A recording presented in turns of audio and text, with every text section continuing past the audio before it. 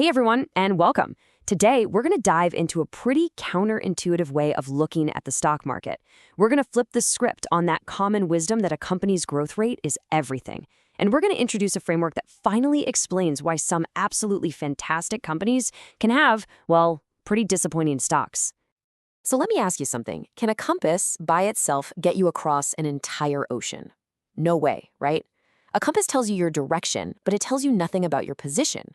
And without knowing where you are to begin with, just knowing your direction, well, it's pretty much useless. This is the core problem we're talking about today, because in investing, that tool we all love to use, a company's growth rate, it's just like that compass. It might not be enough.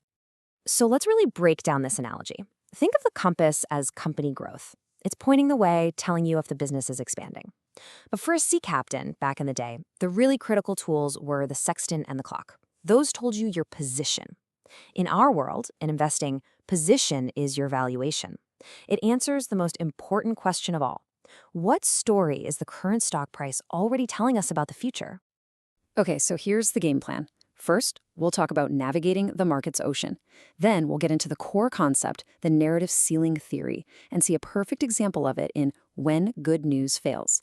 After that, we're going to look at the market in a whole new way as the A-share auction house, and finish up with the rules for the feedback loop that it creates. All right, first up, navigating the market's ocean. The big idea here is simple, but it's so important. Your position, your valuation matters way more than your direction. Just like at sea, you have to know your coordinates before you can even think about where you're going. Now, at the heart of finding that position is a method called the discounted cash flow model, or DCF. I know, it sounds super complex, but don't worry. It really just boils down to figuring out two things. One, what is this company's ultimate destination? How big can it get? And two, what's the risk of that journey? That's it. And that brings us right to our sextant for this journey, the narrative ceiling theory. This is all about learning to focus on the story's ending, not just the speed of the plot. So what on earth is a narrative ceiling? Well, it's the market's implied final size for a company, its peak potential. To put it simply, it's the ultimate story that today's stock price is already telling you. It's what the market believes the company will become at the very end. Now, check out this table. It shows you exactly how this narrative ceiling shapes a stock's rational price-to-earnings ratio, or PE. If a company has a super high ceiling, let's say the potential to be 10 times bigger, it justifies a high PE. Simple. If it has a low ceiling, it gets a low PE. The key thing to see here is that a company's PE is tied to its ultimate potential, not how fast it's growing today. And this leads to a really powerful conclusion. Extraordinary returns, they don't come from a company just hitting its numbers. Like the slide says, that just gets you the basic, boring return. The real money, the big money, is made only when something happens that forces the market to believe in a bigger story, when that narrative ceiling itself gets pushed higher. And this is where things get really interesting. It brings us to a paradox that I'm sure many of you have experienced firsthand. We're calling it when good news fails. You know that feeling, right? It all boils down to this incredibly frustrating question. Why would a company with fantastic, record-breaking results have a stock that just goes nowhere? Well, this framework has a crystal clear answer. Let's look at a perfect real-world case, the battery giant CATL, between 2022 and 2023. By every traditional metric, this company was on fire. Check this out. Earnings consistently beat expectations. Analysts kept raising their forecasts again and again. And the final results? Even better than anyone hoped. It was the textbook definition of a company crushing it. And yet, the stock was completely flat. So what gives? It's because its narrative ceiling was already through the roof. The market's story for CATL was already one of complete and total global domination for decades into the future. The good news was awesome, sure, but it didn't make that epic story any bigger. You can't raise a ceiling that's already in the stratosphere. And to really see this theory in action, just compare CATL to an unexpected winner from that same time, banks. The market had priced banks for a catastrophic collapse, a huge decline in profits. But when their earnings were just stable, not even great, just stable, the narrative ceiling had to be massively raised.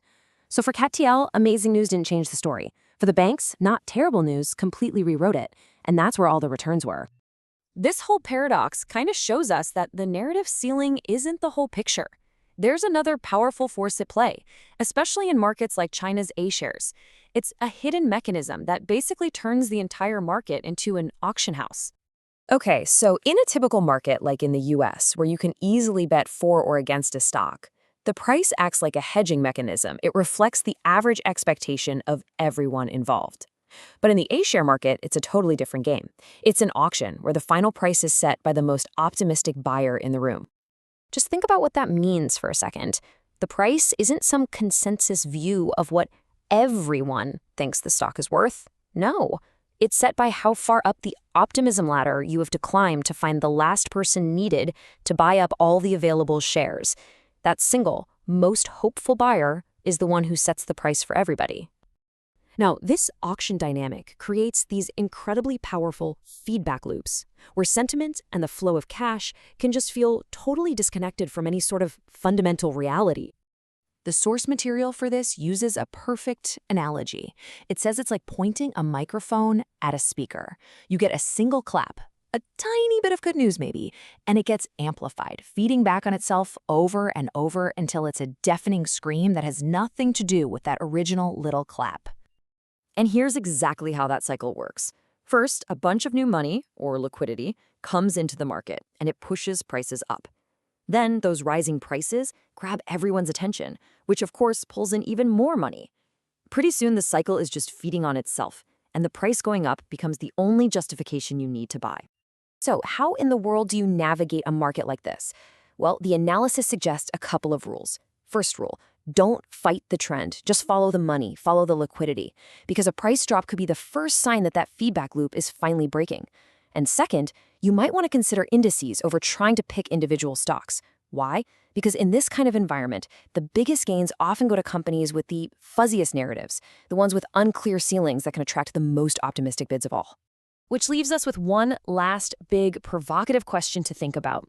In a market that's really driven by stories and auctions, are you actually investing in the company and its fundamentals, or are you just betting on the most optimistic bidder's dream?